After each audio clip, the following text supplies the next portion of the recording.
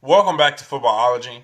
So in this video, I want to talk to my Cleveland Brown fans and some of my Cleveland Brown haters and people that just didn't believe the hype surrounding this team. Personally, I feel like this team is exactly where they need to be, and they're going through the correct things that they need to go through to become that championship caliber team that we've all seen in the offseason that we thought this team could be. I think this team is a really good team. I think it's assembled correctly. I think these things that are happening to them now are very important for their future and moving forward from that point on to hopefully win a championship and win multiple championships at that. But a lot of things need to happen, and those things are taking place now. So stay tuned to the video. I'm going to give you guys a couple of reasons why I feel like this team is exactly where they need to be and are going through the right things. So the one reason why I feel like the Cleveland Browns are exactly where they need to be is because I think a lot of people forgot the development of Baker Mayfield and the growing pains that he was going to have to go through in order to become the NFL caliber quarterback that everyone projects him to be.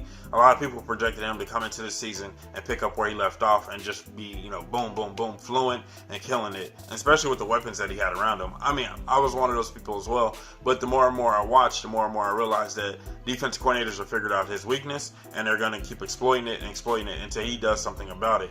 And then once he figures that out, then everything's going to be fine. So that's one reason why the Cleveland Browns are struggling right now. It's bound to happen because we forget this is only Baker Mayfield's second season. Regardless of his weapons, this is his second season. So he hasn't had that opportunity to really go through any growing pains or to have those struggles. This is his opportunity now to go through those. And that's why I feel like, maybe week 6 or week 7, that's where they're really going to start to pick up. And that's where they're going to actually start to take over and become the Cleveland Brown teams that we project them to be.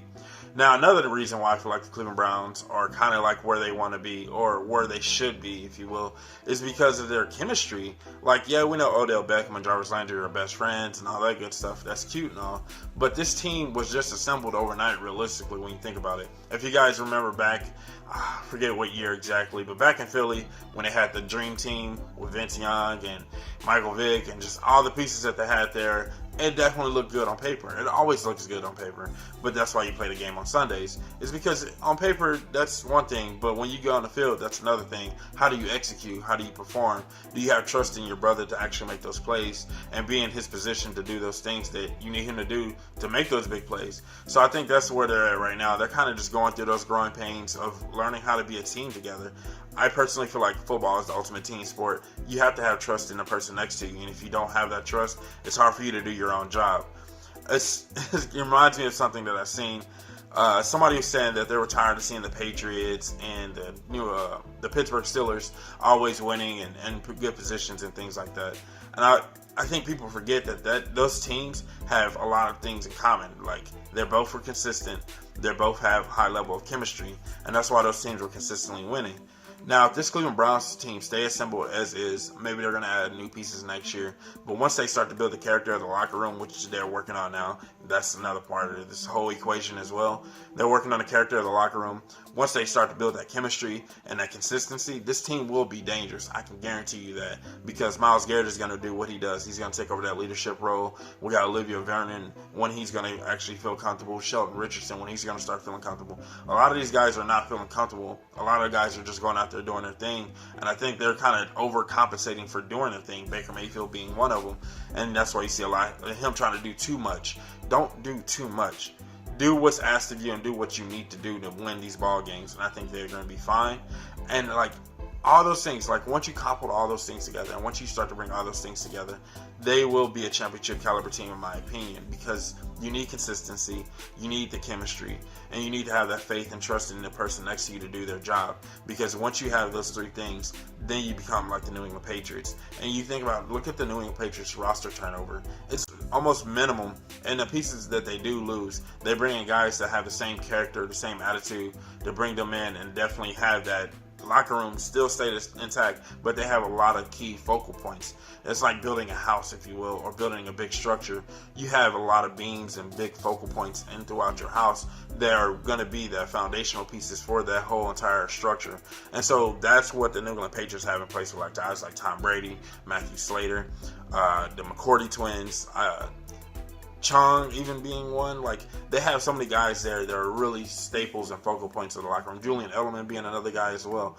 Those guys are guys that they know that when things get tough, that's where you're going to put all your pressure on. You can lean on those guys, and those guys won't bend or break.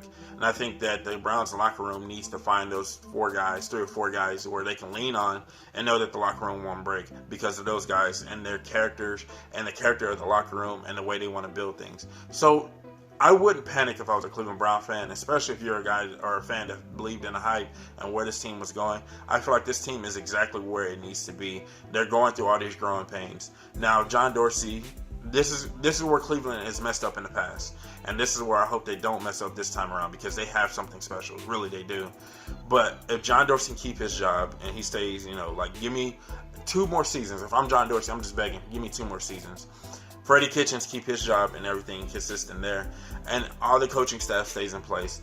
Everything is then going to definitely start to build that chemistry, and that's a lot of times when you look at a lot of quarterbacks go through those growing pains because they don't have the consistency. They were talking about Marcus Mariota and how he's not had a consistent offensive coordinator through his whole entire career. Alex Smith being another one of those guys as well.